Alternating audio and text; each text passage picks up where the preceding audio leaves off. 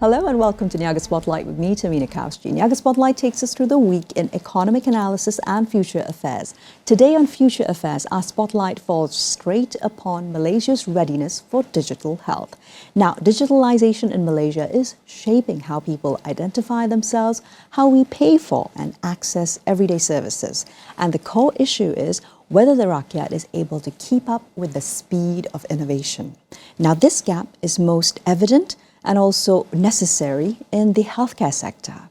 Our Ministry of Health is grappling with a shortage of nearly 11,000 specialist doctors and nearly 15,000 nurses, impacting the public health sector in particular.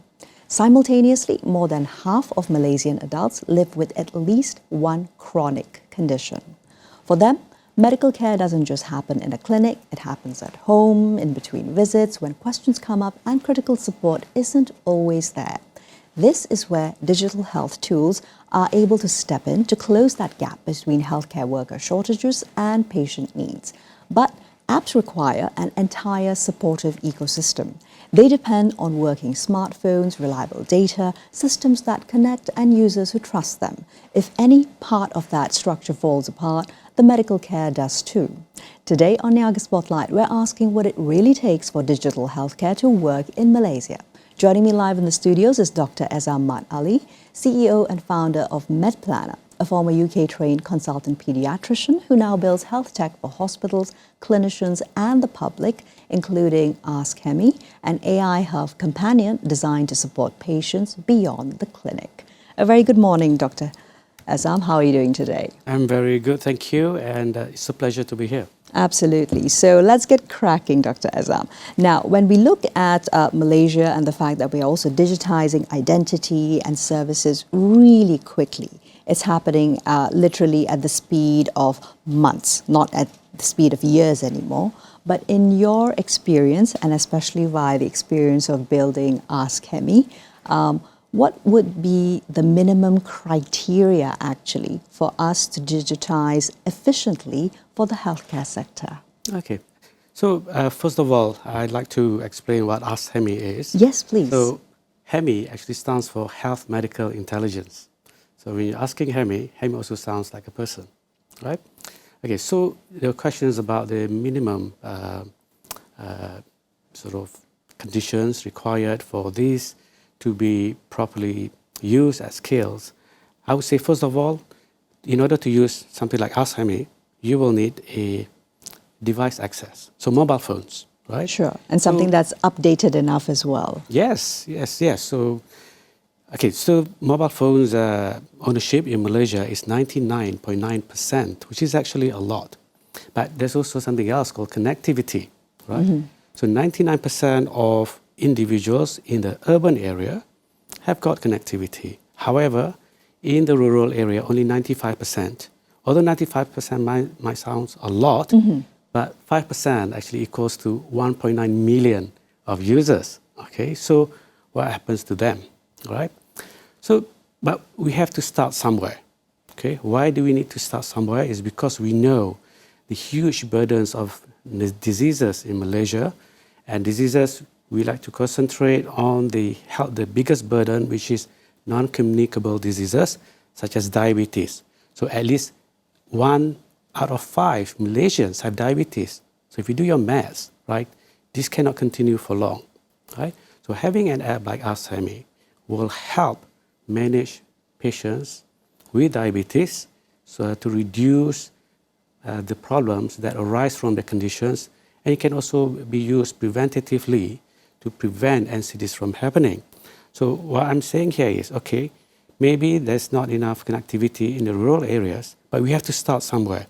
But so what do we do with those in the rural areas? Exactly, that 1.9 million. Yes, yeah. So imagine the people who are disabled or less stable. We do not forget them. We still provide healthcare to them. So in the same way, for people who are less able digitally, okay, we provide alternative options for them. So digital health, hopefully, finally, will get to them. You never know, Starlinks might be available in rural areas everywhere. But what I'm saying is, it should not, our building blocks are there, okay? So we must not stop using digital health, deploying it to improve patient care right now because we have critical issues that we need to address. Exactly. So thank you for that really excellent overview that actually helps highlight the urgency of the issue. Dr. Ezam, I'd like to dig a little bit deeper when it comes to NCDs and, of course, the between visits gap. Yes. Where in particular, also as a former clinician yourself, do you see digital health apps being able to close the gap most? Is it when it comes to prevention? Is it triage? Or is it more continuity of care when it comes to our NCDs, particularly such as diabetes in particular? Okay, so if I were to rank them, I would say continuity of care first. Okay, and we go through the ranking. Sure. So why do I say continuity of care? Because that is the immediate need. Okay, so at least 1 in 5 of Malaysians have diabetes, as I said before. So you can't leave them. Okay, so imagine if you've been diagnosed with diabetes. All right, so Tehmina, if I ask you, okay, you've just been diagnosed with diabetes, how much of that information do you remember from leaving the clinic? At your fingertips, right? Yeah. Okay, so say you've been diagnosed with cancer, right? And you leave the clinic, how much of that information do you remember? It's likely all a blur. Okay, Yeah. because there's a component of shock and so on. So research shows that only 30 to 60% of information are retained. By the patient, okay. Yes. And people who live with NCDs, say cancer, diabetes, hypertension, they don't live in hospitals. 95% of their living with their conditions happen outside health facilities. Exactly, because you can still continue on, go to work and Yes. all your other daily life functions. Exactly. So that's where the gap is. Okay, this is where real health technology can help them. So digital health like ASHAMI, which has been curated for health conditions such as this, that help patients to manage their conditions at home. So if they need to know, oh, okay, I'm just been diagnosed with diabetes, I'm feeling scared, can I still eat roti canai? Can I still drink teh tarik? All of that. So using ASHAMI, you can actually have that conversations almost like a real person. You can talk to it in any language and it will talk to you back in your own language. So it makes it So seamless. relatable, seamless. Yeah. So, I mean, that's incredible. And what this particularly reminds me of, Dr. Ezam, is the fact that currently, of course, we're seeing a lot of tuberculosis vector Yes, headlines yes. in the news. Now, this isn't because tuberculosis is spreading any worse than it was in past years, but the fact that diabetes is the correlation. Yes. And to be able to monitor active deterioration for patients is what can actually help us to control further spread of the disease. Yes. So AskHemi might be able to absolutely intervene for that. So let's go into the fact that what has the user experience been like based on the feedback you have received insofar for AskHemi? Incredible. And why do I say incredible?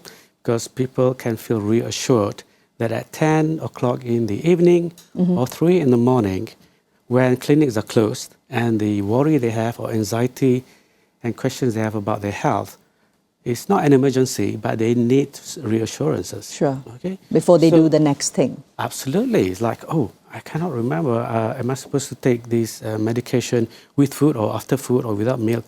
Even simple questions like that.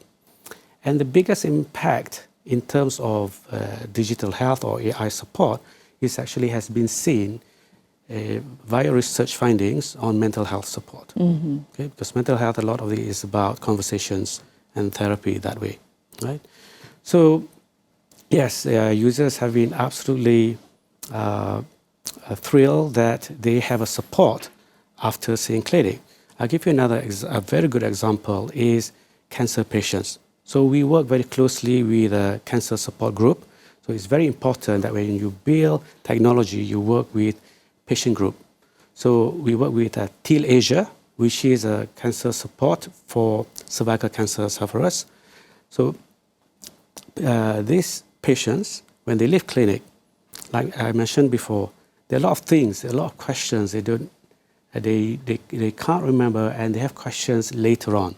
So AskHemi has been a great companion to support them with questions on how to live with cancer. Exactly. And another thing would be that in addition to the support that cancer patients receive, that those with chronic diseases, there's also the clinician burnout aspect, Yes. which an app like Ask Hemi is actually able to overcome. Yes. Tell us a little bit more. Yes. So I don't know whether you have seen ER or whether seen shows on TVs Sure. about doctors working hard, especially in the public sector. Okay, the demand in public sector is huge. So doctors actually have to see a lot of patients. As a consequence of that, they also have a lot of what we call administrative burdens. So things like writing notes, things like entering information into the computer. So if you're my patient and I'm your doctor, you're sitting in my clinic in busy government hospitals. They're working there, working very hard, but at the same time, they're writing down and look at the computer. How do you feel about that?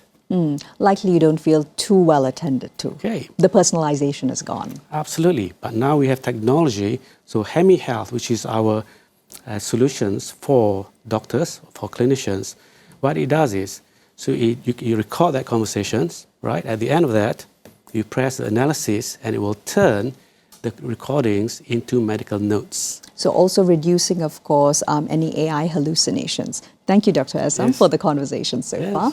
Don't go anywhere. We come back with the rest of this conversation right after this short break.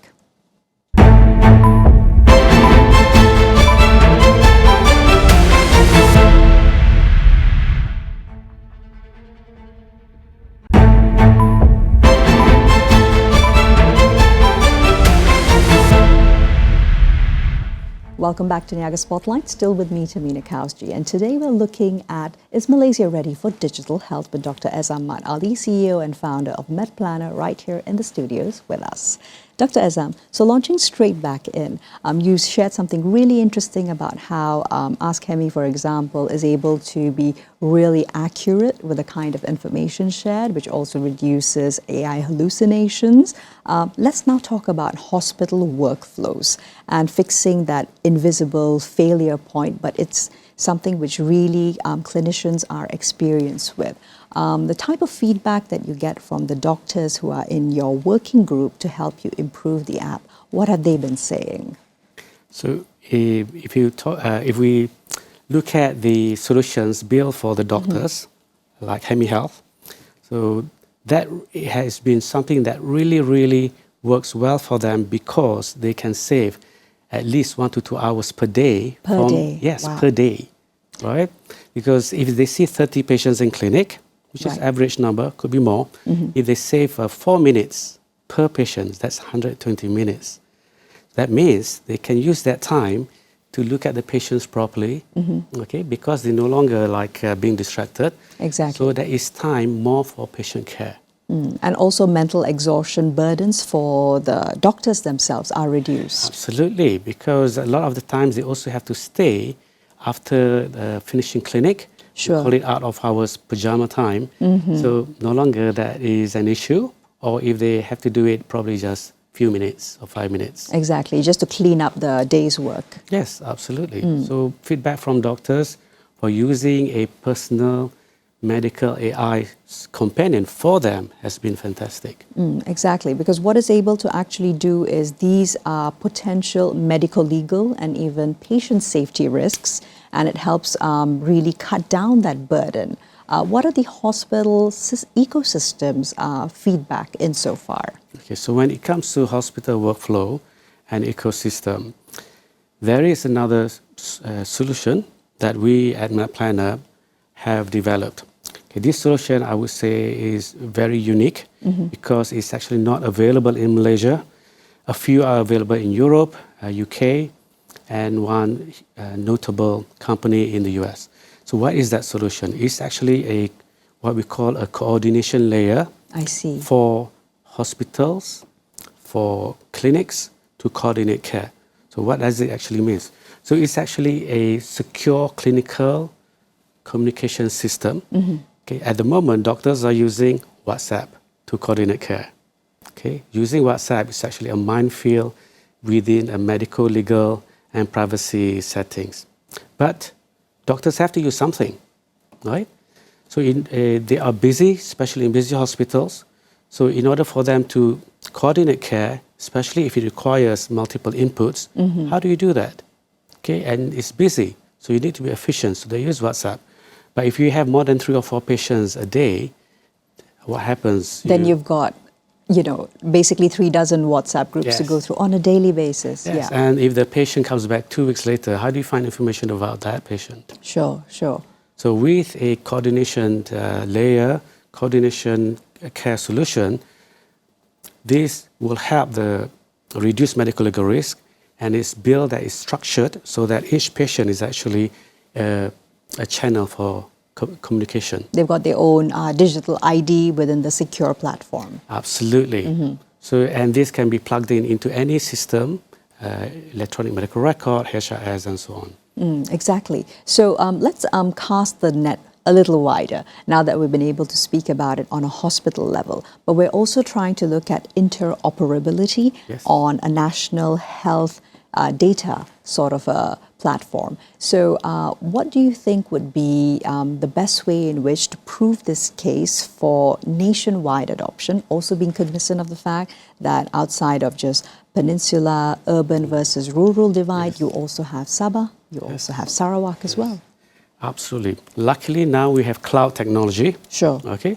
So information can be shared even between Semenanjung and Sabah and Sarawak.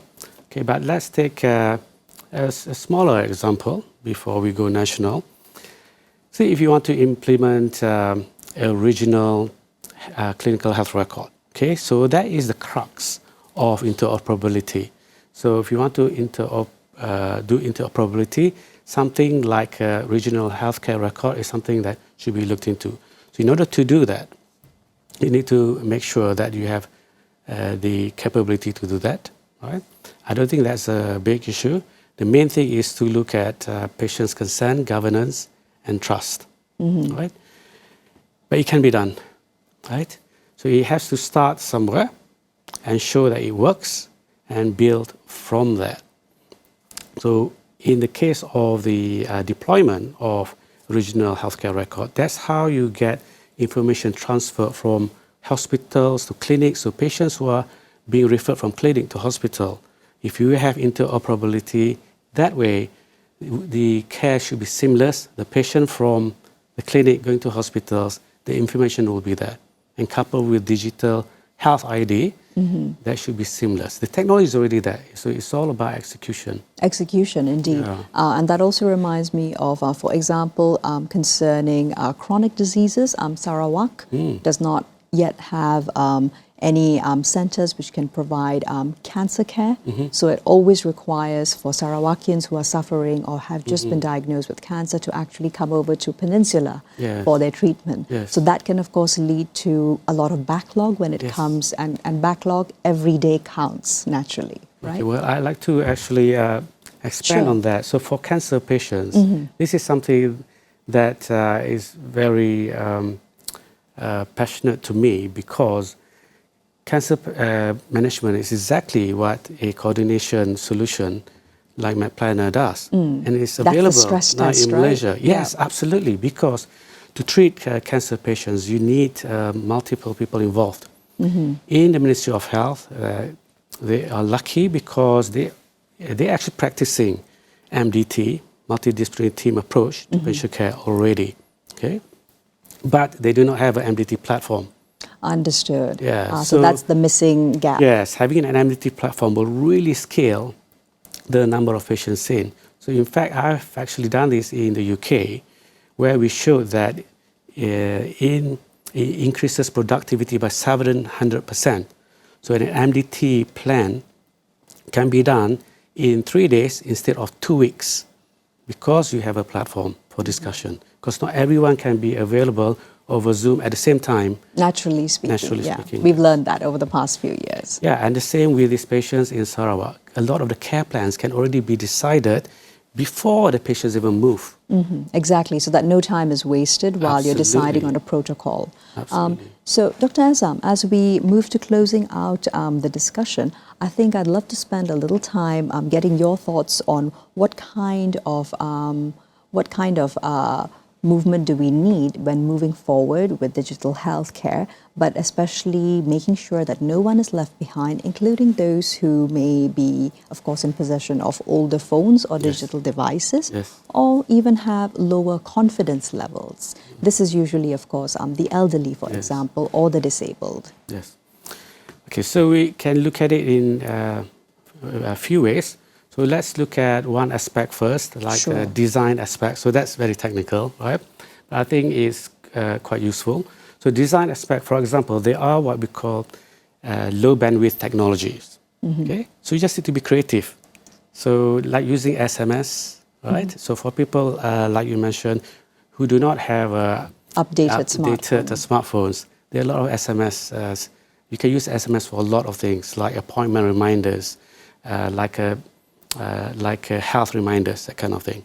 The other technology is what we call gradual degradation technology. What that means is if you have a poor connectivity, right, but you have a smartphone, maybe not so old, right, but in poor connectivity area, your file and information, important information, can be chosen by developer to be locally cached inside. So when there's good connectivity, that can be uploaded to the cloud again. So the information is not lost. Yes. And then another simple technology, not technology per se, but more like design. So if you have someone who's old, like you said, then you build a feature for next of kin or carer. The caregivers, yes. The caregivers not leaving them out of the picture either, simple things like that. Right? So there are design things that you can do.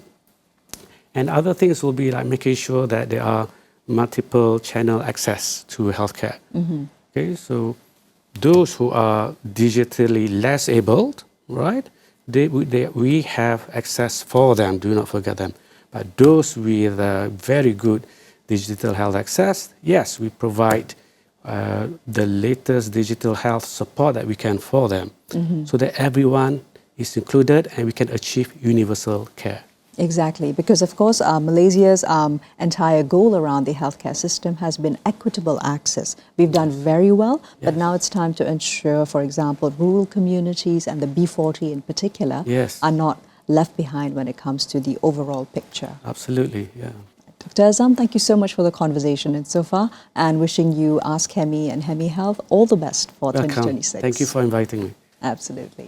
Well, clearly the solution when it comes to digital healthcare access isn't more apps, it's of course better system design that is cognizant of all of these factors, and access which works and tools that people can actually use, together with clear channels of accountability if and when errors occur. And of course, systems that stay connected much after the patient visit attends.